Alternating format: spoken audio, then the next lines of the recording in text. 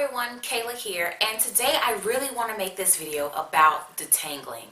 I have noticed that a lot of my natural people out here are spending 2, 3 or so hours detangling their hair. There are tons of videos about people with matted hair or people struggling through after they're trying to detangle, like an aftermath of a style that they did. And then I also read a lot of things where people talking about they just take a really long time to detangle. Now, me, I personally only take about 20 to 30 minutes to detangle my hair. A couple of factors affect how long it takes me to detangle my hair. So I thought that maybe I could provide a couple of tips to help you decrease your detangling time. So the first tip that I want to give is probably going to be something that's going to be like duh to a lot of people, but it wasn't duh to me when I was out here doing the opposite of this. I would say to detangle your hair wet. I used to detangle my hair on dry hair before I washed it.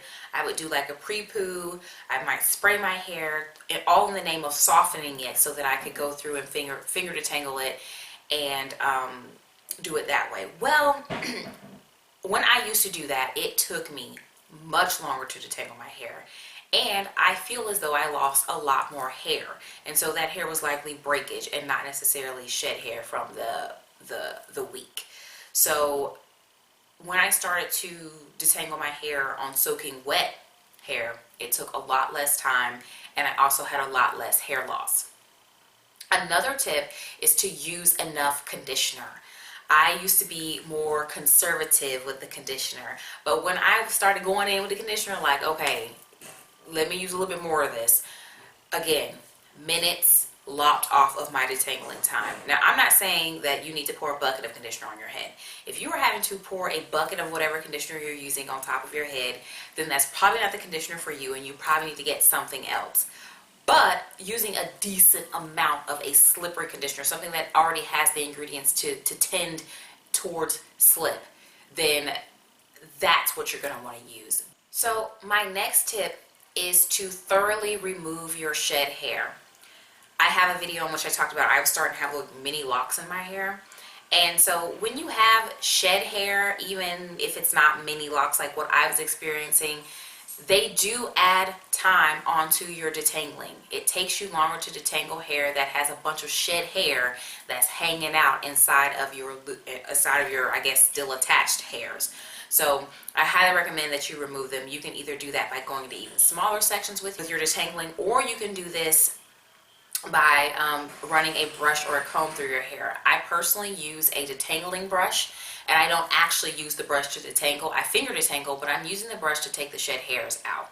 So the last tip is you might have to reconsider your hairstyle or reconsider the way that you're styling your hair, because that might be causing the tangles. Something in your regimen is perhaps causing your hair to be more tangled. Like for instance, my wash and go did not last the full week. So as a last resort, I had to pop my hair into a bun. I know that I'm going to have to spend a little bit more time detangling my hair when wash day comes around because of this bun. Buns always take longer for me to detangle because the hair right under the bun wants to curl up onto itself. And then of course the shed hairs get trapped right there because the bun is close to the scalp where the shed hairs are coming out. So, so certain hairstyles might want to do that. Also, if you are doing a wash and go, I do have a video about how to retain length with wash and goes, and I think that video might give you good tips on how to better, I guess, perfect your wash and go so that they don't cause tangles. If your wash and go is causing tangles, then you either aren't getting product close enough to the root, you're not separating or raking it through well enough, you're not getting your hair super defined, or you're not using a product with enough hold. That is a whole nother video, and I do have videos that talk about these things. So definitely go check those out if you are wanting to wear a wash and go, but they're resulting in you having to detangle the heck out of your hair.